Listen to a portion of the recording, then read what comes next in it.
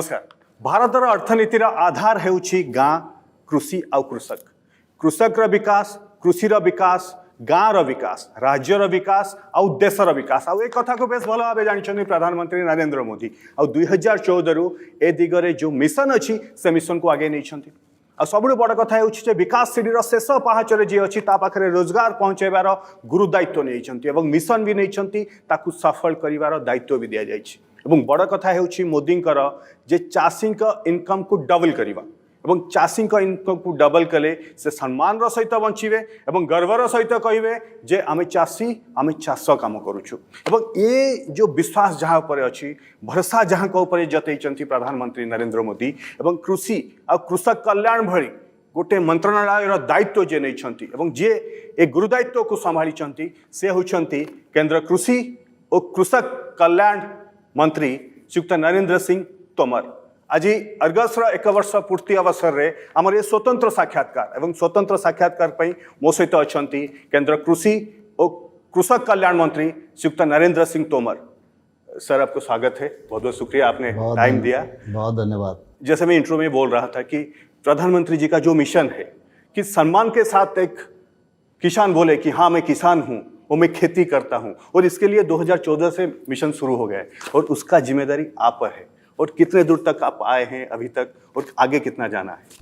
प्रधानमंत्री नरेंद्र मोदी जी ने जब से देश का कार्यभार संभाला है तब से लगातार देश को आगे बढ़ाने का प्रयत्न वो पूरी शिद्दत के साथ कर रहे हैं। समग्र विकास, संतुलित विकास, सबका साथ, सबका विकास, सबका विश्वास, सबका प्रयास, इस मंत्र के आधार पर मोदी जी ने काम किया है। कोविड का कालखंड था।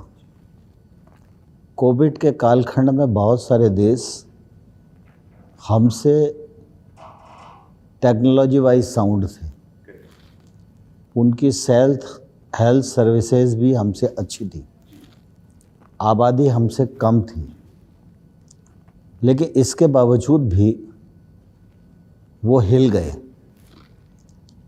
हमारा देश बड़ी आबादी वाला देश है।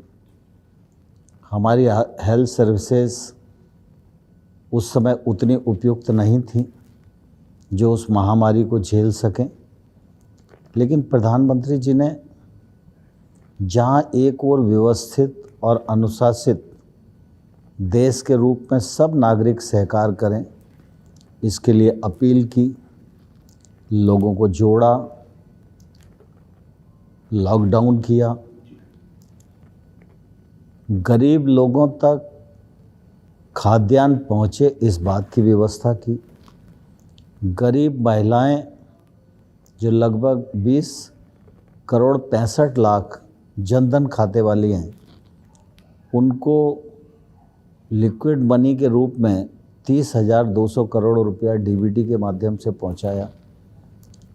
वैक्सीन का इंतज़ार किया जा सकता था कि जैसे पहले होता रहा है कि दुनिया बनाएगी तब हम लगाएंगे, लेकिन ठीक 90 दिन के भीतर प्रधानमंत्री जी ने वैक्सीन बनाकर और अपने पैरामेडिकल स्टाफ को लगाना प्रारंभ कर दिया।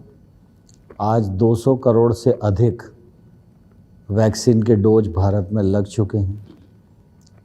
जहाँ तक कृषि के क्षेत्र का सवाल है, ये बहुत व्यापक क्षेत्र है और इस क्षेत्र में हमारी प्रधानता भी है। देश की अधिकांश आबादी आजीविका के लिए खेती पर निर्भर करती है। लगभग 14 करोड़ किसान परिवार हैं और इस क्षेत्र में प्राथमिकता के साथ जितना काम होना चाहिए था, शुरुआत के वर्षों में नहीं हो पाया। लेकिन प्रधानमंत्री जी ने जब से काम संभाला तब से गांव, गरीब, किसान, नौजवान, महिला, दलित सबकी चिंता की। और इस दृष्टि से अगर आप देखेंगे तो 14-15 में कृषि मंत्रालय का बजट 21,000 करोड़ रुपया होता था, आज मोदी जी के कार्यकाल में बढ़कर यह 1,24,000 करोड़ रुपया हुआ है।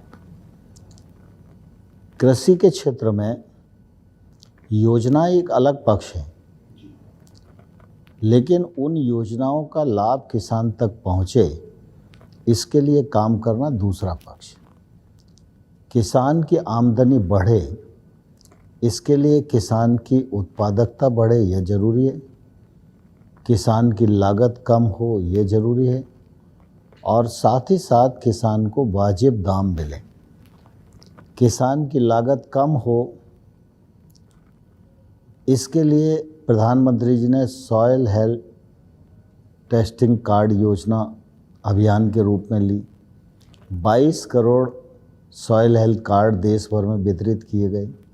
सॉइल हेल्थ कार्ड में जो रिकमेंडेशन फर्टिलाइज़र की, पेस्टिसाइड की, बाकी चीज़ों की होती है, अगर उसकी रिकमेंडेशन के आधार पर किसान काम करता है तो निश्चित रूप से उसकी लागत में कमी आती है और ज़मीन की उर्वरा शक्ति भी ठीक होती है और उत्पादकता भी बढ़ती है। मुझे इस बात का प्रसन्नता है कि प्रधानमंत्री नरेंद्र मोदी जी के नेतृत्व में जो उन्होंने स्प्रिट पैदा काम करने की, उसके आधार पर हमारे साइंटिस्टों ने पहले से भी रिसर्च कर रहे थे और अभी इस वक्त में परिस्थितिजन्य अनुसंधान किया। जो नई किस्में बीजों की है वो भी ईजाद की, बायो फोर्टिफाइड किस्में भी उन्होंने ईजाद की। वर्षा आधारित क्षेत्र में जो बीज टिक सके और उत्पादकता दे सके, इस दृष्टि से काम किया। तो बीज की उपलब्धता हो और अच्छी गुणवत्ता का बीज उपलब्ध हो, यह काम भी मोदी जी के राज्य में भली भांति किया गया। फर्टिलाइज़र की दृष्टि से देखेंगे तो 2014 से पहले हमेशा जब फर्टिलाइज़र की ज़रूरत होती थी तो यूरिया के लिए देश भर में मारामारी, कालाबाजारी होती थी। प्रधानमंत्री जी ने यूरिया को नीम कोटिंग किया, उसके कारण परिस्थिति पर नियंत्रण आया। यूरिया की उपलब्धता पर्याप्त मात्रा में हुई।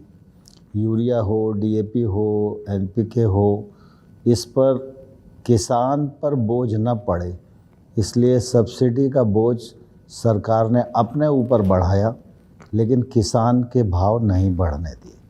प्रधानमंत्री जी ने स्वामीनाथन साहब की जो रिकमेंडेशन थी उसको निकाला और उन्होंने रिकमेंडेशन किया था A2+FL को लागू किया जाए और उसके आधार पर आज किसान की जो लागत आती है उस लागत में 50% मुनाफा जोड़कर रबी और खरीफ की MSP वर्ष में 2 बार घोषित की जाती है। अभी तक किसान की बात तो सब करते थे, लेकिन वास्तव में किसान का सम्मान करने की कोशिश कभी नहीं की गई। पहली बार प्रधानमंत्री किसान सम्मान निधि योजना की घोषणा की गई। उसके अंतर्गत 6,000 रुपया प्रतिवर्ष किसान को प्राप्त होता है और अभी तक 11.5 करोड़ किसानों को 1,82,000 करोड़ रुपए से ज़्यादा उनके अकाउंट में पहुंचाने का काम भारत सरकार ने किया है। तो जैसे आप बोल रहे थे कि जैसे कि मिशन है कि फार्मर का इनकम डबल हो और इसके लिए एक कमेटी भी गठन होना है जिसमें जीरो बजट फार्मिंग और जैसे आप बोल रहे थे कि फसल की विविधता और तीसरा है कि प्रभावी और पारदर्शी MSP, जैसे कि आप MSP की बात कर रहे हैं। और यहाँ पे अगर हम उड़ीसा की बात करें तो यहाँ ज़्यादा पैडी ही फसल होती है, जो किसान है पैडी ही करते हैं, उनका जो मिनिमम सपोर्ट प्राइस है उनका नहीं मिलता, क्योंकि लगभग 47 लाख फार्मर्स यहाँ पे हैं और जो मंडी में रजिस्ट्री करते हैं उनका नंबर है 12 से 13 लाख। बाकी लोग 1,000 रुपये में 1,200 में बेच देते हैं, जो कि मुनाफा नहीं मिलता है। तो इसका सोल्यूशन कैसे? आप जिस कमेटी की बात कर रहे थे वो कमेटी प्रधानमंत्री जी ने अभी घोषणा की थी, शायद उस कमेटी की बात कर रहे हो। वो आंदोलन के परिणाम स्वरूप उस समय घोषणा हुई थी, उस कमेटी पर कार्यवाही चल रही है। संयुक्त किसान मोर्चा से उस समय बातचीत हुई थी और उनके तरफ से अभी नाम नहीं आया है, इसलिए उसमें विलम्ब हो रहा है। बाकी सरकार की पूरी तरह से तैयारी है और उसमें निश्चित रूप से हम MSP को प्रभावी और पारदर्शी बनाने के लिए क्या कर सकते हैं ये विषय है, क्रॉप डाइवर्सिफिकेशन है और नेचुरल फार्मिंग पर बल देना है। इस दृष्टि से वो कमेटी अभी आएगी, लेकिन इसके इंतज़ार किए बिना ही जैविक खेती पर सरकार काम कर रही है। अभी तक 38 लाख हेक्टेयर भूमि पर जैविक खेती देश भर में हो रही है। परंपरागत कृषि विकास योजना के माध्यम से हम किसानों को मदद कर रहे हैं। नेचुरल फार्मिंग पर भी सरकार ने बल दिया है और अभी तक लगभग 4 लाख हेक्टेयर से अधिक भूमि नेचुरल फार्मिंग के अंतर्गत लाई गई है। उड़ीसा में भी लगभग 21,000 हेक्टेयर मुझे लगता है भूमि पर काम हो रहा है। लेकिन अब नेचुरल फार्मिंग को भी हम मिशन मोड में काम करने वाले हैं। नेचुरल फार्मिंग का फ़ायदा ये है कि एक तो किसान की लागत में बहुत कमी आएगी, दूसरा जो पशुधन है उसका पोषण भी हो सकेगा, हमारी भूमि की जो उर्वरा शक्ति है उसमें भी वृद्धि हो सकेगी और जो उत्पाद होगा वो पूरी तरह से अच्छा और उपयोगी होगा और वो किसान का अच्छे दाम पर बेचेगा भी, तो किसान को भी दाम मिलेगा। इसलिए नेचुरल फार्मिंग की दृष्टि से भी भारत सरकार का मिशन बन गया है।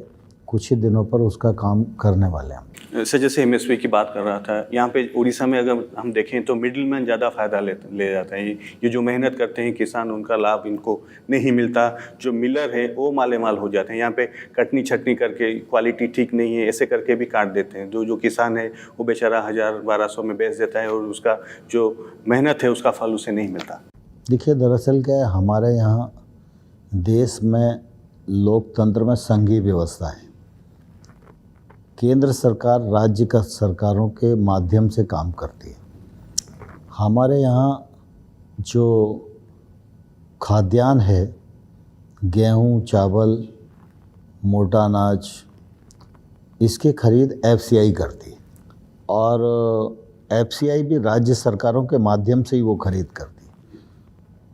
प्रधानमंत्री जी के बनने के बाद लगातार इस खरीद की मात्रा बढ़ रही है और एमएसपी की दर भी बढ़ रही है। तो स्वाभाविक रूप से प्रधानमंत्री जी की इच्छा हमेशा ये रहती है कि छोटा किसान उसका उत्पाद खरीदा जाए और उसको किसी प्रकार का नुकसान न जाए। मैं राज्य सरकार को आग्रह करना चाहूँगा कि अगर इस प्रकार की कोई परिस्थिति है तो निश्चित रूप से यहाँ जो खरीद की व्यवस्था है उसको रिव्यू करना चाहिए और जो किसान का उत्पाद है वो एमएसपी पर खरीदा जाए। जी, जैसे आप बोल रहे थे कि एक बड़ा मिशन है, बड़ा योजना है जो पहले किसी ने नहीं सोचा जा, वो मोदी जी ने सोच रहे हैं कि फसलों की विविधता जो आप बोल रहे हैं। क्योंकि अगर उड़ीसा की बात करें तो ज़्यादातर लोग यहाँ पे पीढ़ी पर पीढ़ी पैडी ही करते हैं, फसल करते हैं। तो उनको आइडिया नहीं है, अवेयरनेस नहीं है, टेक्नोलॉजी नहीं है इनके पास। उनको बताया नहीं जाता है कि क्या क्या फसलकारी है जिसमें से इकोनॉमिकली वो फ़ायदे में रहें, उनका इनकम बढ़े। तो इस पर कैसे काम किया जाए? देखिए, दरअसल क्या है कि हमारी आवश्यकता खाद्यान्न भी है और खाद्यान्न में अब आत्मनिर्भर ही नहीं, हम सरप्लस कंट्री हैं, दूसरों को देने की भी स्थिति में है। लेकिन साथ ही साथ हमें ये भी ध्यान रखना पड़ेगा कि खाद्यान्न की आपूर्ति होती रहे, लेकिन किसान की थाली में मिलेट्स का स्थान बढ़े, उसे सम्मान मिले, मिलेट्स की खेती भी बढ़े, मिलेट्स की प्रोसेसिंग भी बढ़े, इंडस्ट्री भी मिलेट्स की प्रोसेसिंग के लिए आगे आए, हॉर्टिकल्चर बढ़े। इस दृष्टि से सरकार तो मिशन मोड पर काम कर रही है और अभी भारत के प्रस्ताव पर ही यूएन ने भी 2023 को मिलेट्स ईयर के रूप में मनाने का तय किया है। तो हर अभियान को हम लोग इस दृष्टि से ले रहे हैं कि वो आम लोगों के लिए, किसानों के लिए लाभप्रद हो। इसी प्रकार से खाद्य तेलों की जो आपूर्ति है उसमें हम लोग अभी इंपोर्ट पर निर्भर करते हैं। तो अभी ऑयल पाम मिशन बनाया है, 11,000 करोड़ रुपए की लागत से हम लोग उसमें फोकस कर रहे हैं। ICAR ने स्टडी की थी, उसमें देश का 28 लाख हेक्टेयर क्षेत्र है जहां ऑयल पाम की खेती हो सकती है। तो अब मिशन मोड पर ऑयल पाम के लिए काम कर रहे हैं। उससे भी किसानों की आमदनी भी बढ़ेगी और हमारी इंपोर्ट पर भी निर्भरता कम होगी। लेकिन छोटे जो किसान हैं देश में, इनकी ताकत बढ़ना चाहिए। छोटे किसान की ताकत बढ़ेगी तो निश्चित रूप से देश की ताकत बढ़ेगी। और इसलिए प्रधानमंत्री जी ने जहां एक और PM किसान के माध्यम से किसान को आय सहायता देना प्रारंभ किया, वहीं आप देखेंगे तो किसान क्रेडिट कार्ड, इसका भी व्याप्य देश भर में बढ़ाया जाए, इसके लिए अभियान चलाया। और एक ज़माना था जब वाजपेयी सरकार ने किसान क्रेडिट कार्ड योजना शुरू की थी और 2014 में जब हम लोग आए थे तब 6-7 लाख करोड़ रुपया मुश्किल से अल्पकालिक फसल ऋण के रूप में किसान को मिलता था। आज 16 लाख करोड़ रुपया किसान को खेती के लिए उपलब्ध हो रहा है बैंकों के माध्यम से वर्तमान स्थिति में। दूसरा, छोटे किसानों को लाभप्रद बनाने के लिए प्रधानमंत्री जी ने 10,000 कृषि उत्पाद संगठन FPO बनाने का कार्यक्रम प्रारंभ किया है। वह तेज़ी के साथ देश भर में चल रहा है।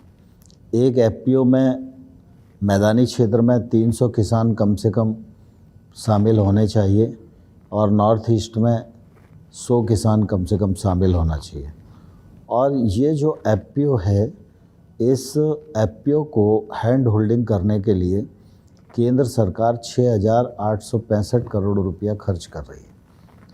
इस FPO के माध्यम से कल्पना है कि छोटे छोटे किसान समूह में एकत्रित हों, वो एकत्रित होकर एक ही प्रकार की खेती करें, एक ही प्रकार के बीज का इस्तेमाल करें, सॉइल हेल्थ रिकमेंडेशन के अनुसार फर्टिलाइज़र का इस्तेमाल हो, सिंचाई का इस्तेमाल हो, ड्रिप इरिगेशन की तरफ वो जाएं और जो टेक्नोलॉजी है उस टेक्नोलॉजी का भी वो इस्तेमाल कर सकें। ये FPO परियोजना के माध्यम से भी निश्चित रूप से किसान का उत्थान और उसकी दशा और दिशा बदलने वाली है। उड़ीसा क्षेत्र में भी ये काम व्यापक पैमाने पर होना चाहिए। अभी हम 10,000 बना रहे हैं, जैसे ही ये हमारा टारगेट पूरा होगा तो उसके बाद इसको और बढ़ाने पर भी सरकार विचार कर सकती है। सर, और एक बात है, जो लोकल एग्री प्रोडक्ट होता है उनका मार्केटिंग, जैसे अगर मैं उड़ीसा की बात करूँ तो कंधमाल में हल्दी का काफ़ी डिमांड है, लोकली डिमांड है। अगर हम मैं बात करूँ तो कोरापुट की कॉफ़ी, वो अभी वहाँ पे कॉफ़ी की फार्मिंग हो रहा है तो उसका लोकली उसका भी डिमांड बढ़ रहा है, लेकिन वो मार्केटिंग ठीक से नहीं हो पा रहा है। इसलिए केंद्र सरकार की भी ये योजना है कि लोकल प्रोडक्ट की मार्केटिंग हो, उनको भी मुनाफा मिले, वो जो फार्मिंग करते हैं उनको भी प्रोत्साहित मिले। देखिए, इस दृष्टि से प्रधानमंत्री जी ने एक तो वोकल फॉर लोकल की बात कही है। हर ज़िले का एक उत्पाद बने, इस पर बल दिया है और देश भर में इसमें काम चल रहा है। और साथ ही साथ मार्केटिंग के लिए ई-नाम प्रोजेक्ट भी हम लोगों ने आरंभ किया है। भी देश भर की 1,000 मंडियाँ उस प्रोजेक्ट से जुड़ गई हैं, लेकिन वो प्रोजेक्ट बड़ी मार्केटिंग के लिए है। लेकिन सामान्य तौर पर जब हम टेक्नोलॉजी की बात करते हैं तो स्वाभाविक रूप से यह टेक्नोलॉजी है जो देश भर में किसानों को जोड़ सकती है और देश भर में बाज़ार को भी जोड़ सकती है। तो जो लोकल प्रोडक्ट है वो एक प्लेटफॉर्म पर आए और इसके लिए सरकार ने भी ऐप की व्यवस्था की है। और ये FPO और एग्री स्टार्टअप जब अपनी स्थिति में आ जाएंगे तो निश्चित रूप से प्लेटफॉर्म पर हमारा लोकल उत्पाद भी रहेगा और वायर्स भी रहेगा। इससे मार्केटिंग बढ़ेगी और किसान को वाजिब दाम मिल सकेगा। सर, जैसे आप बोल रहे थे कि प्रधानमंत्री कृषि सम्मान निधि योजना जो दिया जाता है, किसानों को दिया जाता है, उड़ीसा में एक प्रॉब्लम है कि ठीक से डाटा नहीं जाता और बेनिफिशियरी की संख्या धीरे धीरे कम होते जा रहे हैं और जो इनके वजह से जो किसान है उनको नहीं मिल रहा है, जो केंद्र भेज रहा है लेकिन यहाँ के किसानों को नहीं मिल रहा है। नहीं, वैसे मैं समझता हूँ कि नहीं मिलने का कोई कारण तो नहीं होना चाहिए। जैसा मैंने पूर्व में बताया कि हमारे देश में संघीय व्यवस्था है। केंद्र सरकार की किसी योजना का लाभ आम व्यक्ति तक पहुंचना है तो राज्य सरकार ही एक माध्यम है। तो राज्य सरकार को प्रमाणित करके भेजना पड़ेगा इस योजना का पात्र किसान ये है, और जो सूची राज्य सरकार प्रमाणित करके भेजती है उस किसान के खाते में वो पैसा आता है। तो वो पैसा अकाउंट में ही आता है, उसके बीच में कोई भी दलाल बिचौलिया कोई नहीं है। और जैसा मैंने बताया कि अभी तक 1,82,000 करोड़ रुपया हम भेज चुके हैं, और अभी किसी भी दिन प्रधानमंत्री जी कार्यक्रम करने वाले हैं तो अगली किस्त भी जाने ही वाली है। लेकिन अगर ऐसी कोई स्थिति है तो मैं राज्य सरकार से अनुरोध करूंगा कि वो अपने राज्य के सभी पात्र किसानों की सूची बना के केंद्र को सबमिट करें, जो बचे हुए किसान हैं, क्योंकि हमारे पास पैसा है और हम हर पात्र किसान को वो पैसा देना चाहते हैं। जी, जैसे कि फ्लैगशिप प्रोग्राम है प्रधानमंत्री कृषि सिंचाई योजना, जो इरिगेशन के लिए, उड़ीसा में इरिगेशन का काफ़ी प्रॉब्लम है। अभी तक 314 ब्लॉक जो है उनमें 35% मिनिमम सिंचाई की फैसिलिटीज़ नहीं है। तो जो केंद्र से जो पैसे आते हैं, जो सैंक्शन आते हैं, ये खर्च नहीं कर पाते, इसलिए इरिगेशन को भी ज़्यादा फ़ायदा नहीं मिला है यहाँ पे किसानों को। मैं समझता हूँ कि देखिए, इरिगेशन की दृष्टि से मोदी जी की गवर्नमेंट में बड़े प्रोजेक्ट पर भी बहुत काम हुआ है, और मैं सोचता हूँ वाजपेयी जी की सरकार के समय नदी जोड़ो योजना की कल्पना आई थी, और अभी प्रधानमंत्री जी ने सेंट्रल प्रोजेक्ट करके, मेगा प्रोजेक्ट करके केन बेतवा को जोड़ने के लिए 44,000 करोड़ रुपया मंजूर किया है। इससे पहले भी जब 2014 में हम आए थे तो देश में लगभग 89 प्रोजेक्ट थे जो बड़े बड़े थे, वर्षों से अधूरे पड़े थे। उनको प्रधानमंत्री जी ने प्राथमिकता के साथ पूरा किया, उनसे भी सिंचाई क्षमता का सृजन हुआ है। दूसरा, जो सूक्ष्म सिंचाई योजना है, माइक्रो इरिगेशन, उसके लिए भारत सरकार सब्सिडी देती है, और उसका एरिया चिन्हित करके किसानों के साथ काम करना चाहिए। मैंने जैसा बताया कि कम पानी में भी बहुत अच्छी खेती हो सकती है, क्योंकि पेड़ को पानी नहीं चाहिए, पेड़ को ज़मीन में नमी चाहिए। तो नमी के लिए 1 लोटा पानी भी पेड़ की जड़ में है तो ये उसके लिए बहुत है।